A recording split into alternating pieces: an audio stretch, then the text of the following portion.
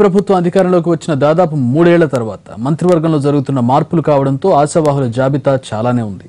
పార్టీని ఆది నుంచి అంటిపెట్టుకుని ఉన్నవారు, ప్రతిపక్షంలో ఉన్న సమయంలోనూ పార్టీకి అండగా ఉన్నవారు, కొత్తగా పార్టీలోకి చేరిన వారు పదవిని ఆశించారు. వీరిలో కొందరిని అదృష్టం వరించింది, కొందరికి మాత్రం నిరాశ మిగిలింది. ఇంతకీ వారికి పదవులు ఎందుకు రాలేదు?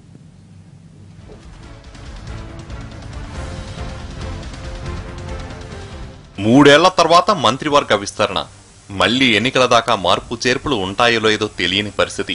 దీంతో పార్టీ నేతలు తమ అదృష్టాన్ని పరీక్షించుకునేందుకు గట్టిగానే ప్రయత్నించారు.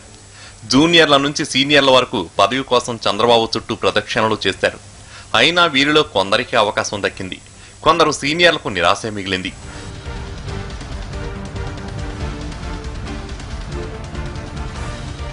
శ్రీకాకుళం జిల్లాకు చెందిన సీనియర్ నేత గౌతు శ్యామ్ సుందర్ శివాజీ కేబినెట్ లో చోటు కోసం ఆశలు పెట్టుకున్నారు. అయితే కళా వెంకట్రావుకు మంత్రి పదవి ఇవ్వాల్సిన పరిస్థితి ఏర్పడడంతో శ్యామ్ సుందర్ కు నిరాశ మిగిలింది. దీనికి తోడు జిల్లా పార్టీ నేతలతో సఖ్యత లేకపోవడం ఆయనకు మైనస్ గా మారింది. విశాఖ జిల్లా పైకరావుపేట ఎమ్మెల్యే అనిత కూడా మంత్రి పదవిని ఆశించారు. ఆమెకు పదవి ఇస్తారన్న ప్రచారము చివరి వరకు సాగింది. అయితే ఆమెకు నిరాశ మిగిలింది.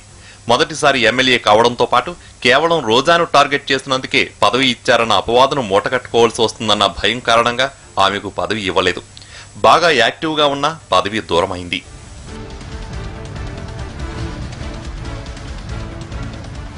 తూర్పుగోదావరి జిల్లా నుంచి గొల్లపల్లి సూర్యారావు, జ్యోతుల నెహ్రూ కూడా పదవిపై ఆశలు పెట్టుకున్నారు. ఇప్పుడు వీరి వైఖరి ఎలా ఉంటుందనేది చూడాల్సి ఉంది. కృష్ణా జిల్లా నుంచి జలీల్ ఖాన్, బోండా ఉమా పేర్లు చివరి వరకు వినిపించాయి. బీకాంలో ఫిజిక్స్ వ్యవహారం నెగిటివ్ గా మారింది. ఇప్పటికే వైసీపీ నుంచి వచ్చిన నలుగురికి అవకాశం ఇవ్వడంతో జలీల్ ఖాన్ కు నిరాశే మిగిలింది. ఎమ్మెల్యే బోండా ఉమకు కూడా నిరాశే మిగిలింది. మొదటిసారి ఎమ్మెల్యే అయినా పోస్ట్ గ్యారంటీ అని ప్రచారం జరిగింది. అయితే ఆర్టీఓ ఎఫెక్ట్ ఆయనపై బాగానే పడినట్లుంది. దీనికి తోడు మంత్రి దేవినేని ఉమది కూడా అదే పార్లమెంట్ నియోజకవర్గం కావడంతో బొండాను పరిగణలోకి తీసుకోలేదు. ఇంతవరకు జగన్ వ్యవహారంలో ఆయన దూకుడుగా ఉంటూ వచ్చారు. ఇప్పుడేం జరుగుతుందో చూడాలి.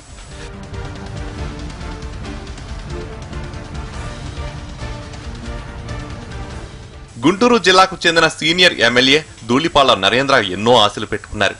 ఎలాంటి ప్రతికూల అంశాలు లేకపోయినా కులమే ఆయనకు మైనస్ గా మారింది. వేరే ఎవరినైనా తప్పించాలన్న ప్రతిపాదన వచ్చినా బాబుకు ఆ అవకాశం లేకపోయింది. యాక్టివ్ గా ఉండే నరేంద్ర సైలెంట్ అయితే దీని ప్రభావం పార్టీపై పడుతుందని అనుమానిస్తున్నారు. ఎప్పుడూ బాబుతో గట్టిగా మాట్లాడిన ధూళిపాళ్ల మంత్రి పదవి కోసం గట్టిగానే ప్రయత్నించారు. అయినా నిరాశే మిగిలింది. అనంతపురం జిల్లాకు చెందిన పయ్యావుల కేశవది ఇదే పరిస్థితి.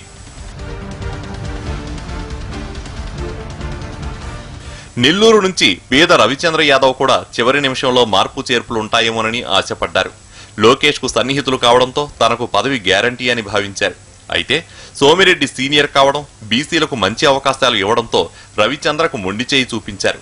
మరికొందరు నేతలు కూడా ఒక్క ఛాన్స్ అంటూ బాబు చుట్టూ చక్కర్లు కొట్టారు. అయినా కొందరినే అదృష్టం వరించింది.